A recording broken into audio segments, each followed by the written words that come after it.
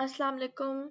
आज हमारा second lecture है जो कि है लिपिड्स का। ठीक है, हम बायोमोलिक्यूल्स चैप्टर पढ़ रहे हैं, उसमें सेकंड लेक्चर हमारा लिपिड्स का। तो इसको स्टार्ट करते हैं। बिस्मिल्लाहिर्रहमानिर्रहीम। तो अच्छा जी, तो लिपिड्स होते क्या हैं? Lipids are heterogeneous groups of compound, ठीक है, that are related to fatty acids. इसका मतलब क्या है? फैटी एसिड से रिलेटेड है। और हेटेरोजेनस ग्रुप का मतलब क्या है कि इसमें बेशुमार किस्म के हम कंपोनेंट्स ऐड कर सकते हैं। मतलब फैटी एसिड के साथ हम एक और इम्पॉर्टेंट कंपोनेंट इसका अल्कोहल है।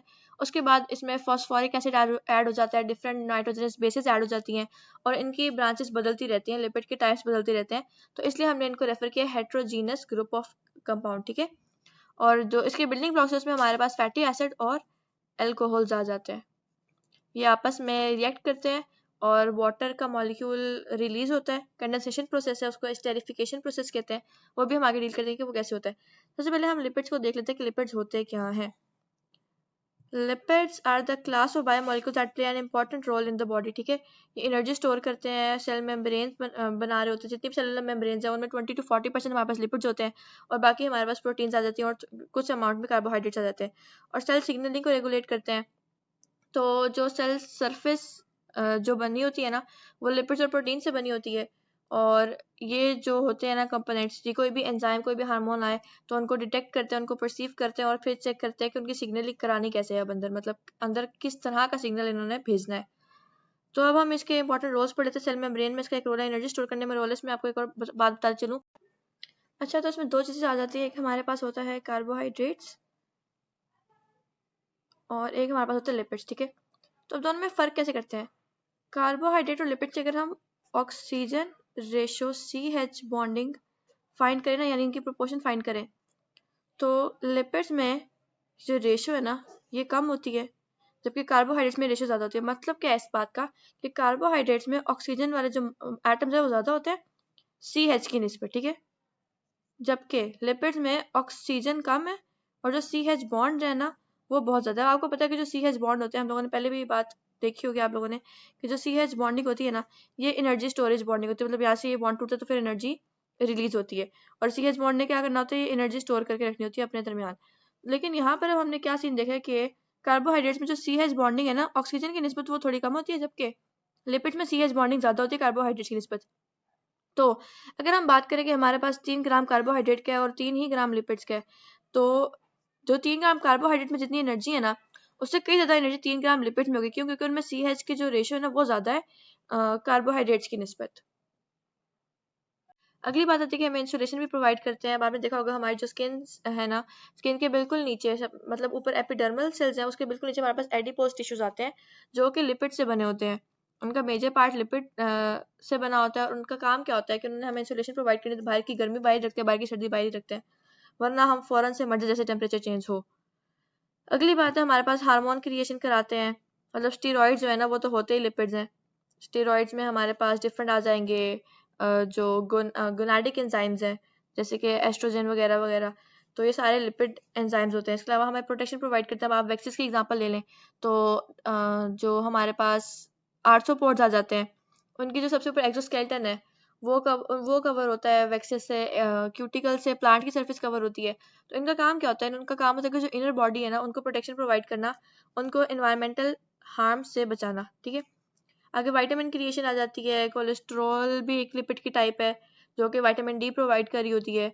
बाइल प्रोडक्शन आ जाती है वगैरह वगैरह, सारी बातें आप लोगों ने पढ़ लेनी है। और अगली बात है कि जो लिपिड है ना वो हाइड्रोफोबिक है। फोबिक का मतलब होता है डरना।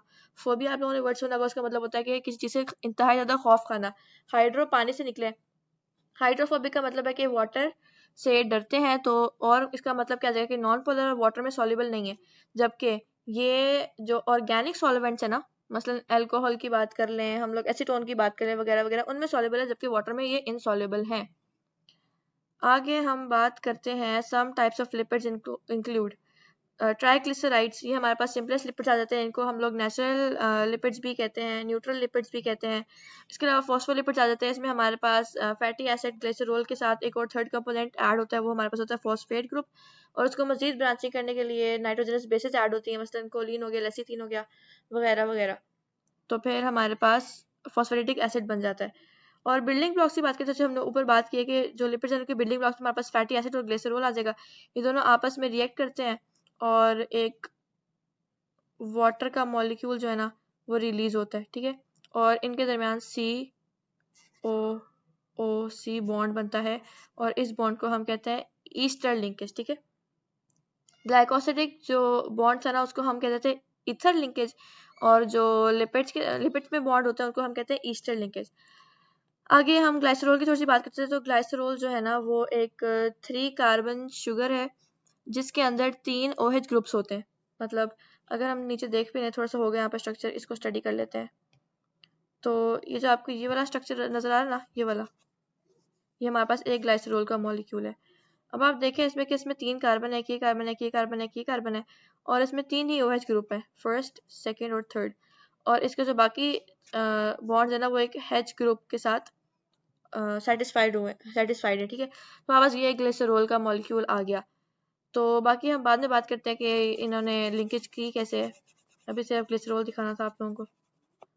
और इसी तरह अगर हम फैटी एसिड की बात करें तो फैटी एसिड में हमारे पास एक COOH ग्रुप होता है, मतलब जो कार्बोक्सिलिक ग्रुप है, और उसके दूसरी तरफ कोई भी R चेन लगी होती है। मतलब यहाँ पे 1 2 3 4 5 कार्बन चेन लगी हुई है यहाँ पे मतलब कि यहाँ पे पेंटाइल ग्रुप लगा हुआ है। यहाँ पे एक COOH ग्रुप है और उसके आगे 1 2 3 4 5 पेंटाइल ग्रुप भी लगा हुआ है, और इधर भी ऐसा ही है। मतलब कि हमारे पास जो फैटी एसिड होता है उनमें एक कार्बोक्सिलिक एसिड होता है। उस जो कार्बोक्सिलिक एसिड वाला कार्बन होता है ना उसको हम कार्बन नंबर 1 रेफर करते हैं और वहां से आगे काउंटिंग स्टार्ट करते हैं। तो एक हमारे पास कार्बोक्सिलिक एसिड वाला ग्रुप होता है फैटी एसिड में, और उसके आगे कोई ना कोई R चेन यानी कि अल्काइल चेन लगी होती है। और ग्लिसरॉल की बात करें तो 3 कार्बन हमारे पास होते हैं। मतलब अगर हम इसको सिंपल बात कर लें तो हमारे पास 3 कार्बन शुगर होती है और तीनों कार्बन के साथ एक OH ग्रुप लगा होता है। तो अब हम क्या बात कर रहे थे, हाँ ग्लिसरॉल की, ठीक है। और the combination of fatty acid and glycerol is called esterification, ठीक है। और होता क्या है कि जब ये आपस में कंबाइन होते हैं तो एक का ऑक्सीजन और एक का हाइड्रोक्सिल ग्रुप निकलता है और यहाँ पर बॉन्डिंग हो जाती है। अच्छा जी, हमारी जो PTP की बुक है ना उसमें थोड़ा सा गलत लिखा हुआ है, उसमें ये बात उल्टी लिखी हुई है। असल में बात ऐसी है कि जो H ग्रुप है ना वो अल्कोहल का निकलता है। मतलब जो हमारे पास यहाँ पे जो अल्कोहल है ना वो ग्लिसरॉल है, और जो फैटी एसिड है ना वो हमारे पास यहाँ पे एक एसिड के तौर पे काम करेगा। कार्बोक्सिलिक एसिड को हम डील कह सकते हैं। तो जो अल्कोहल है ना वो अपना H हाइड्रोजन देता है और जो फैटी एसिड है वो अपना OH देता है। हमारी PTP में इसको उल्टा लिखा हुआ है। हालांकि अगर केमिस्ट्री आप लोगों को थोड़ी बहुत याद हो तो उसमें हमने पढ़ा हुआ है कि जब ये स्टेरिफिकेशन होती है ना तो जो कार्बोक्सिलिक एसिड्स होते हैं ना वो हमें OH ग्रुप देते हैं और जो अल्कोहल्स होते हैं वो हमें हाइड्रोजन ग्रुप देते हैं। इसी के साथ हम आगे चलते हैं, इसको एंड में डील करेंगे स्टेरिफिकेशन के प्रोसेस को। Lipids are diverse group of molecule, जैसे हमने स्टार्टिंग में पढ़ा था कि ये हेट्रोजीनियस ग्रुप ऑफ कंपाउंड्स, तो डाइवर्स और हेट्रोजीनियस एक ही मतलब हो गया।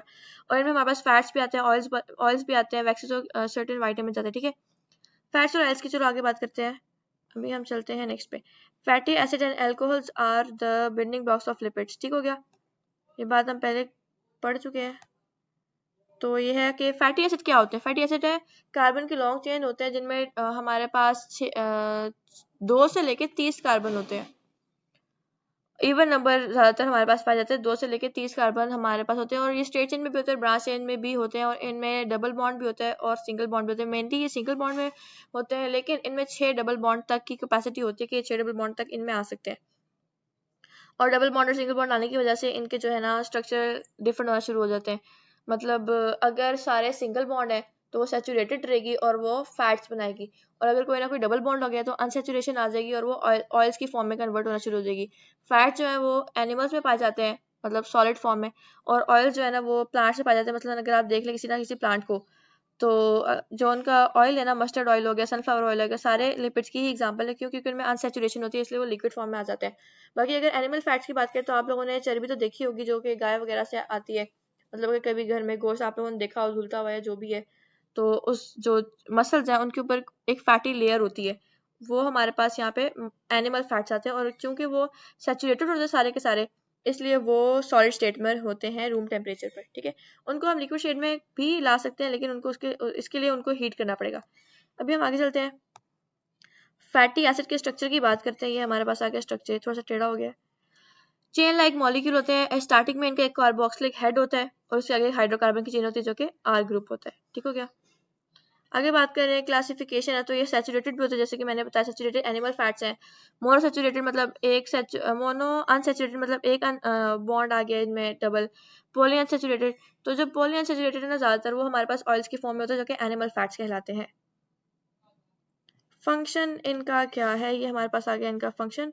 फंक्शन है कि फ्यूल मॉलिक्यूल्स हैं और ये लिपिड्स बनाते हैं, और जो कि लिपिड्स फैटी एसिड लिपिड्स बना रहे हो, लिपिड्स आगे बिल्डिंग ब्लॉक है हमारे सारे मेम्ब्रेनस स्ट्रक्चर्स का, तो हम कह सकते हैं कि fatty acid is also a building block of all our membranes. अब हमें फैट्स मिलते कहाँ से, तो आपको पता ही है कि जब भी मोटे होना है तो आपको फैट्स कहाँ कहाँ से मिलेंगे। तो जो फैट्स अगर हम नॉर्मल क्वांटिटी में लें तो वो हमारे लिए बेनिफिशियल है, बल्कि वही हमारे लिए बेनिफिशियल है। किसी भी चीज़ का एक्सेस जब हो जाए ना तो फिर हमारे लिए काम खराब होना शुरू होता है। अगर नॉर्मल क्वांटिटी में लिया जाए कोई भी चीज़ हो तो वो हमारे लिए ज़रूरी है, क्योंकि हमारी बॉडी को हर किस्म के न्यूट्रिएंट की ज़रूरत होती है। सिर्फ कार्बोहाइड्रेट्स की ज़रूरत नहीं है, मिनरल्स, वाइटामिन, फैट्स, लिपिड्स सब की ज़रूरत होती है।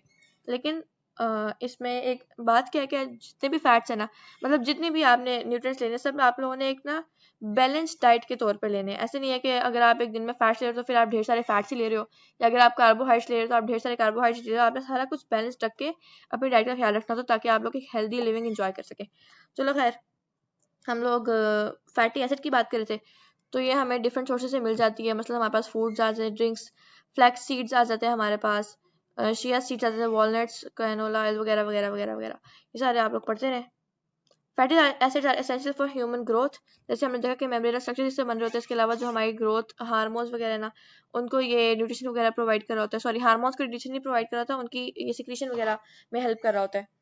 तो ये ह्यूमन ग्रोथ के लिए इंपॉर्टेंट होता है।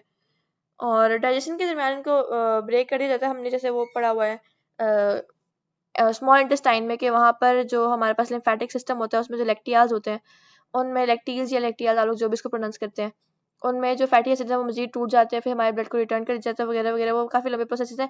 तो इसका मतलब क्या, तोड़ने का मकसद क्या होता है कि एट द एंड हमें एनर्जी चाहिए होती है। तो अगर हम किसी बल्क की फॉर्म में कोई फैटी एसिड ले रहे हैं, मतलब किसी बड़े मॉलिक्यूल के तौर पे हम उसको इंजेस्ट करेंगे ना, तो जब हमारी बॉडी में जाएगा तो वो आहिस्ता आहिस्ता आहिस्ता डाइजेस्ट होना शुरू हो जाएगा, और एट द एंड हमें फैटी एसिड जो कि सिंपलेस्ट फॉर्म है वो मिल जाएगी, और साथ में एनर्जी रिलीज हो जाएगी। The two main type of fatty acids are saturated और unsaturated। मैंने बात की सैचुरेटेड में सिंगल बॉन्ड है, अनसैचुरेटेड में डबल बॉन्ड है। ट्रिपल बॉन्ड वाले वैसे बहुत ही रेयर केसेस हैं। तो जो सैचुरेटेड है वो एनिमल्स में पाए जाते हैं, लिख देती हूँ, एनिमल्स में, और इनको एनिमल फैट कहते हैं। और जो अनसैचुरेटेड है वो हमारे पास प्लांट्स में आ जाते हैं। ठीक हो गया, और इनको प्लांट फैट्स भी कहते हैं।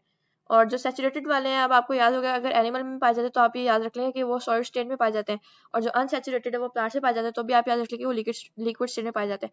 अगर हम फैट के स्ट्रक्चर की बात कर लें, फैटी एसिड के सॉरी, तो मैंने आपको बताया था कि एक हमारे पास कार्बोक्सिलिक ग्रुप लगा होता है, ये हो गया, और उसके आगे हमारे पास कोई भी आर चेन होती है।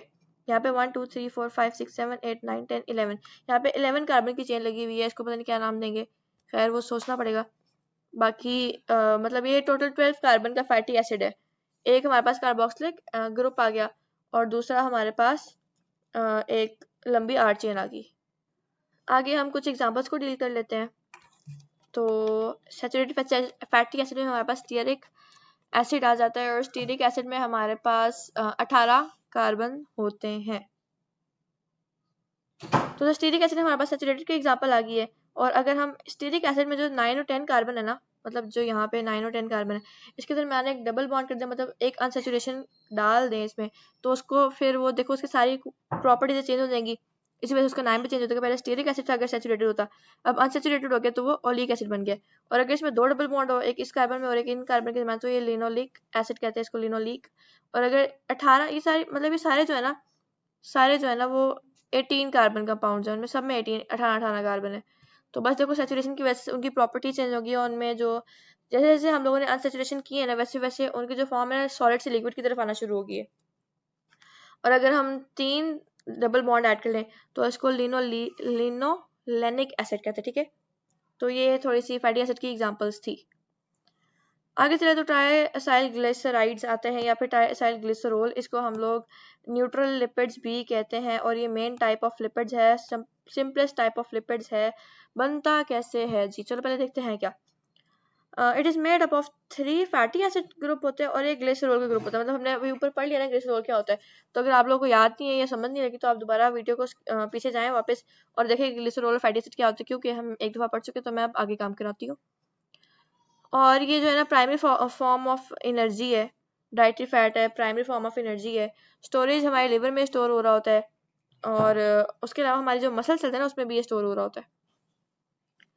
Metabolism and triacylglyceride are a major component of cyclomicrons and very low density lipoproteins. Cyclomicrons क्या होता है? Question arises here. तो मैंने आपको जैसे ऊपर बात की कि जो लैक्टियाज होते हैं ना लिम्फेटिक सिस्टम के, उसमें जब हमारे उसमें जाने से पहले हमारे जो फैटी एसिड होते हैं ना वो कुछ प्रोटीन्स के साथ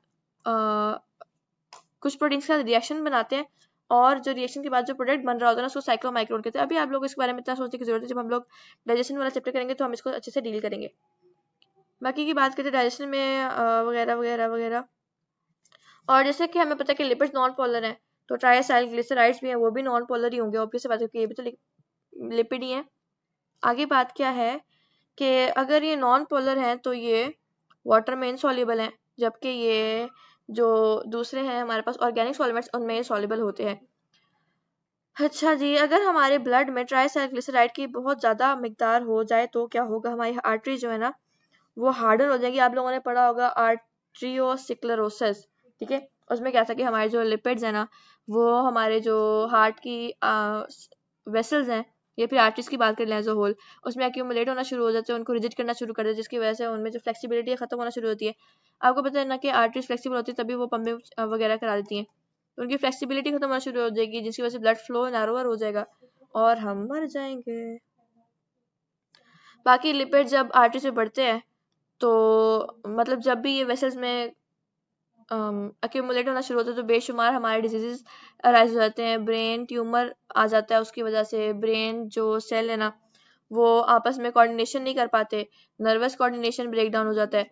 और इससे होगा क्या, हम मतलब इसके अगर हम बताएं सिम्टम्स क्या है, ओबेसिटी का सिस्टम है। अगर कोई बंदा मोटा हो रहा है ना तो उसकी सबसे बड़ी कॉज क्या है कि उसके जो लिपिड्स है ना वो एक्यूमुलेट करें, उसकी लिपिड्स जो है ना उसकी बॉडी में ज़्यादा हो गया। और अब आगे क्या होगा कि जो लिपिड्स है ना वो एक्यूमुलेट करना शुरू कर देंगे ब्लड सेल्स के अंदर और ब्लड वेसल्स के अंदर, जिसकी वजह से हमारी जो फंक्शनिंग है वो सारी डिस्टर्ब हो जाएगी और डिफरेंट मेटाबॉलिक सिंड्रोम्स हम पर लागू हो जाएंगे। डिफरेंट मेटाबॉलिक सिंड्रोम से इंसान गुजरना शुरू हो जाएगा। अब हम बात करते हैं इसके स्ट्रक्चर की। तो मैंने आपको जैसे ऊपर बताया था कि जो भी होता है हमारे पास, हाँ, लिपिड जो भी होते हैं वो बनते कैसे हैं कि हमारे पास एक ग्लिसरॉल का मॉलिक्यूल होता है और दूसरा हमारे पास कोई ना कोई फैटी एसिड जुड़ती है, ठीक है। तो जो ट्राइसाइक्लिसराइड, ट्राई से आपको याद रखना है 3, ग्लाइसरॉल, और असाइड से आपने याद रखना है कोई भी फैटी एसिड, ठीक है। तो तीन फैटी एसिड एक ग्लूकोज एक ग्लाइसरॉल के मॉलिक्यूल के साथ जुड़ेगी। ग्लाइसरॉल में तो मैंने आपको पहले बताया था ना कि एक 3 कार्बन कंपाउंड है ये, और हर कार्बन के साथ एक OH ग्रुप लगा हुआ है। और जो फैटी एसिड है तो एक फैटी एसिड ये हो गया, दूसरा ये है और तीसरा ये होगा क्या इनके दरमियान स्टेरिफिकेशन का प्रोसेस होगा और यहाँ से इसका H और इसका OH कंबाइन होगा और वाटर के 3 मॉलिक्यूल निकलेंगे, एक यहाँ से, एक यहाँ से और एक यहाँ से, और यहाँ पे COOC बॉन्ड बनता चला जाएगा और इसको कहते हैं ईस्टर लिंकेज, ठीक है। तो ईस्टर लिंकेज हम एंड में दोबारा डील करते हैं, अभी बस थोड़ा सा आपको बता दिया कि इस तरह से ट्राइसाइक्लिसरोल्स बनते हैं। इसके बाद हम बात कर सकते हैं फॉस्फोलिपिड्स की। तो फॉस्फोलिपिड्स क्या होता है? Phospholipid is also an example of lipids. और बनते कैसे हैं? चलो, फॉस्फोलिपिड्स आर कॉम्प्लेक्स लिपिड्स। अच्छा, ट्राइसाइक्लिसराइड जो है ना वो एक सिंपल लिपिड्स हैं। फॉस्फोलिपिड की बात करें तो वो कॉम्प्लेक्स लिपिड्स हैं। क्यों? क्योंकि इनमें एक फॉस्फेट ग्रुप भी आ जाएगा और इनमें ग्लिसरॉल ग्रुप भी आ जाएगा, इनमें फैटी एसिड भी आ जाएंगे और इनमें आगे से कोई नाइट्रोजनस बेस भी आ जाएगी। 4 इसके मेजर कंपोनेंट्स हैं फॉस्फोलिपिड्स के। स्ट्रक्चर इनका क्या होता है? Phospholipids are made up of glycerol backbone, ठीक है, जैसे हमने बात की 2 फैटी एसिड होती है, इनमें एक फॉस्फेट ग्रुप होता है। मतलब ट्राइसाइक्लिसरॉल की हम बात करें तो उसमें एक ग्लिसरॉल था और उसके तीनों कार्बन के साथ 3 फैटी एसिड जुड़े थे। यहाँ पे क्या होगा, ग्लिसरॉल एक ही है, उसके 2 कार्बन के साथ 2 फैटी एसिड जुड़ेंगे और जो तीसरा वाला कार्बन है उससे हमारे पास एक फॉस्फेट ग्रुप जुड़ेगा और आगे जो नाइट्रोजनस स्पेस है वो इस फॉस्फेट ग्रुप के साथ आगे जुड़ेगी और इसको अलग अलग प्रॉपर्टीज इम्पार्ट करती चली जाएगी। फंक्शन की बात करें तो जैसे हमने लिपिड्स का एज अ होल फंक्शन पढ़ा तो इसके भी ऐसे ही फंक्शन है, बैरियर है सेल के लिए और सेल को प्रोटेक्शन प्रोवाइड करता है एनवायरमेंटल डैमेजेस से वगैरह वगैरह। टाइप्स की बात करें तो उसकी बेशुमार टाइप्स आ जाएंगी, ग्लाइसरोफॉस्फोलिपिड्स आ जाएगा, स्फिंगोफॉस्फोलिपिड्स, तो बस आप इसके नाम तक ही रहें, आगे हमें बढ़ने की तरह ज़रूरत नहीं है, ठीक है। अबंडेंस क्या है कि 30% ऑफ ड्राई वेट बनाते हैं ब्रेन का और 2% ऑफ ड्राई वेट बनाते हैं मसल सेल्स का। और अगली बात करते चले तो पोटेंशियल यूजेस इनके हैं कि ये ट्रीटमेंट की डिजीजेस की ट्रीटमेंट में यूज़ होते हैं। अब हम बात करते हैं इसी के स्ट्रक्चर की, जैसे हमने पढ़ा था ग्लिसरॉल, इनमें ग्लिसरॉल बैकबोन होती है, फैटी एसिड टेल होती है और फॉस्फेट हेड ग्रुप होता है। अच्छा ये जो है ना, आप लोगों ने जो यहाँ पे इन्फॉर्मेशन लिखी है इसको पढ़ लेना, मैं थोड़ा जूम कर लेती हूँ, पढ़ लेना है और इसको नोट कर लें ये भी, और बाकी मैं आपको समझा देती हूँ कि ये बनता कैसे है। अच्छा बच्चे, यहाँ पे मैंने स्ट्रक्चर बना लिए, तो अब आप देखें कि हमारे पास जो ये वाला स्ट्रक्चर है ना, जो ये वाला स्ट्रक्चर शो हो रहा है, ये हमारे पास आ गया एक ग्लिसरॉल का मॉलिक्यूल जैसे हमने ऊपर पढ़ा है, एक ये फैटी एसिड है और एक ये फैटी एसिड है, और ये हमारे पास फॉस्फेट ग्रुप है जो कि होता है H3PO4, ठीक है, 3 हाइड्रोजन है, 4 ऑक्सीजन और एक फॉस्फोरस है, ठीक है। H3PO4 अब होगा क्या कि जब फॉस्फोलिपिड ने बनना है ना, तो उसने ऐसे बनना है कि अभी हमने जैसे ऊपर पढ़ा है कि जो एल्कोहल है ना, क्योंकि ये ग्लिसरॉल है और ये एक एल्कोहल है, एल्कोहल ने अपना हाइड्रोजन देना है और जो फैटी एसिड है उसने अपना OH देना है। यहाँ से एल्कोहल ने हाइड्रोजन और फैटी एसिड ने OH दिया, यहाँ से एल्कोहल ने हाइड्रोजन दिया और यहाँ से फॉस्फेट ग्रुप ने OH दिया, तो ये जो 3 है ना यहाँ से ये बन जाएंगे 3 वाटर, ठीक है, 3 वाटर बन के ये निकल जाएगा और उसके बाद हमारे पास बनने वाला कंपाउंड क्या है वो ऐसा शो होगा, ठीक है। तो अब आप देख सकते हैं कि ये हमारे पास था उसका ग्लिसरॉल का इतना हिस्सा, ये हमारे पास आ गया ग्लिसरॉल, ठीक है, जो मैंने आपको कर दिया अपना हाइड्रोजन देने के बाद ग्लिसरॉल इतना सा बच गया था, और ये हमारे पास आ गई फैटी एसिड, ये भी फैटी एसिड आ गई, और ये हमारे पास आ गया फॉस्फेट ग्रुप, ठीक है। अब हुआ क्या यहाँ पे, ये यहाँ तक O तक फॉस्फेट ग्रुप था। अब ये तो हमारे पास हो गया जो हमने अभी बताई है बात, आगे जो यहाँ से लेके यहाँ तक है ना, हुआ ऐसे है कि जो फॉस्फेट ग्रुप का ये वाला पार्ट था ना, ये वाला पार्ट फॉस्फेट ग्रुप का, इसने क्या किया था, इसने अपना ये वाला जो हाइड्रोजन है ना ये भी दे दिया, जब यहाँ पे कोई भी ना वो नाइट्रोजनस बेस आई थी। तो नाइट्रोजनस बेस की अगर हम एग्जांपल ले लें तो CH, एक सेकेंड दोबारा लिखती हूँ, नाइट्रोजनस बेस की अगर हम एग्जांपल ले लें तो बात जगह है हमारे पास CH3N, सॉरी यहाँ पे 2 आएगा इसकी वैलेंसी पूरी करने के लिए, N प्लस CH3 के 3, ओहो कहाँ चला गया, हाँ CH3 के 3 मॉलिक्यूल्स, ठीक है। होगा क्या कि अब यहाँ से इसका ये जो H है ना ये निकलेगा और यहाँ से इसका भी एक H निकलेगा और ये आपस में बॉन्डिंग बना देंगे और H2 यहाँ से निकल जाएगा।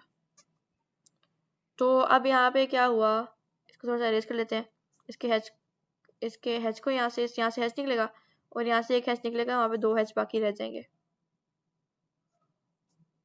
और इनके दरमियान यहाँ पर बॉन्डिंग हो गई। ये जो मैंने यहाँ पे स्ट्रक्चर बनाया था ना, वो स्ट्रक्चर हमारे पास था कोलिन का, ठीक है। और अब ये जो टोटल स्ट्रक्चर सारा बन गया ना वो है वो हमारे पास आ जाएगा फॉस्फोटिडाइल कोलिन, ठीक है। मतलब पहले हमारे पास एक फॉस्फोटिडिक एसिड बनी थी उस वक्त जब हमारे पास ये स्ट्रक्चर ऐड नहीं हुआ था, जब फॉस्फोटिडिक एसिड में के अंदर हम लोगों ने इस नाइट्रोजनस बेस को ऐड किया तो हम बोलेंगे अब ये फॉस्फोटिडाइल कोलिन बन गया, या फिर इसका जो अपना नाम है वो है लेसिथीन, ठीक है। तो ये ऐसे हुआ था, यहाँ पे इन्होंने मतलब यहाँ पे R चेन शो कर दिए, तो अगर इस R चेन की बजाय कोई भी हम लोग चेन डाल देना यहाँ पे तो हम लोग पता लगा सकते हैं कि कौन सा वाला मॉलिक्यूल है। तो अमाइनो एसिड अल्कोहल बन गया, ठीक है। तो अब जो देखने वाली बात थी कि अगर यहाँ से लेके सिर्फ यहीं तक स्ट्रक्चर होता ना तो हम उसको कहते हैं फॉस्फेटिडिक एसिड, और लेकिन अगर हम फॉस्फेटिडिक एसिड में एक बेस ऐड करें तो हम उसको नाम लेते हैं फॉस्फेटिडाइल और आगे उस बेस का नाम आ जाता है। आगे हम बात करते हैं जो इसका मेन प्रोसेस था वो एस्टेरिफिकेशन था। वैसे तो ये मुझे शुरू में बात करनी चाहिए थी लेकिन मुझे लास्ट में याद आया था। तो है क्या, ये esterification is the chemical reaction that occurs when an alcohol and a carboxylic acid combine. अब अल्कोहल यहाँ पे ग्लिसरॉल और कार्बोक्सिलिक एसिड जो है हम उसको फैटी एसिड के तौर पर रेफर कर रहे हैं, और वाटर का मॉलिक्यूल निकलता है और एक ईस्टर बन जाता है, उसको हम कहते हैं एस्टेरिफिकेशन। ये कंडेंसेशन प्रोसेस है, जिसमें वाटर का मॉलिक्यूल निकल रहा हो ना, वो कंडेंसेशन प्रोसेस होता है, और जिसमें ऐड हो रहा होता है उसको हम हाइड्रोलाइसिस प्रोसेस कहते हैं। इसका मतलब क्या है कि दो कंडेंसेशन प्रोसेस का मतलब क्या होता है कि दो छोटे मॉलिक्यूल्स मिलकर एक बड़ा मॉलिक्यूल बना रहे होते हैं और साथ एक वाटर का मॉलिक्यूल रिलीज हो रहा होता है। अब हम इसी को थोड़ा सा डील करते हैं, इसको देखते हैं यहाँ पे कि हुआ क्या है। तो ये ऊपर वाली एग्जांपल लगे कि फैटी एसिड से और ग्लिसरॉल को मिलाकर ट्राइसाइल ग्लिसरॉल उन्होंने कैसे बनाया था। तो अब ये बात लाजमी याद रखने की, अल्कोहल ने अपना हाइड्रोजन देना है और फैटी एसिड ने OH देना है। तो यहाँ पे बस ये इनका रिएक्शन होगा और हमारे पास 3 वाटर के मॉलिक्यूल्स रिलीज होंगे और COOC बॉन्ड बनता चला जाएगा, जो कि होता है ईस्टर बॉन्ड। तो इसी के साथ हमारा आज का काम खत्म हुआ। इसमें एक और बात ऐड करनी थी मुझे, एक मिनट। हाँ जी, तो वो बात हमारे पास ये थी कि जो हमारे पास लिपिड्स होते हैं ना, उनकी एक और एग्जांपल भी आ जाती है, जो कि है वैक्सेस और टर्पिनॉइड्स। ठीक हो गया। तो अगर हम यहाँ पे वैक्सेस की बात करते चलें, तो चलो मैं आपको थोड़ा सा वर्बली बता देती हूँ। वैक्सेस जो होते हैं ना, वो कार्बन 25 से 35 के दरमियान। अच्छा, वैक्सेस शुरू से हम देखते हैं इनको। वैक्सेस जो है ना, वो एक लॉन्ग चेन अल्केन्स का मिक्सचर होते हैं। एल्कोहल्स होते हैं, कीटोन्स और ईस्टर होते हैं लॉन्ग चेन फैटी एसिड के। चलो मैं सारा कुछ लिख ही देती हूँ। अच्छा जी, तो मैंने यहाँ पे लिख दिए जो वैक्सेस होते हैं ना। अच्छा, हमारे पास जो वैक्सेस होती है ना, वो दो तरह की होती है। या तो वो बन रही होती है लॉन्ग चेन अल्केन और अल्कोहल के मिक्सचर से, या फिर वो कीटोन और ईस्टर के मिक्सचर से बन रही होती है। ठीक है। और जो लॉन्ग चेन अल्केन्स होते हैं ना, वो कार्बन 25 से 35 के दरमियान रेंज कर रहे होते हैं।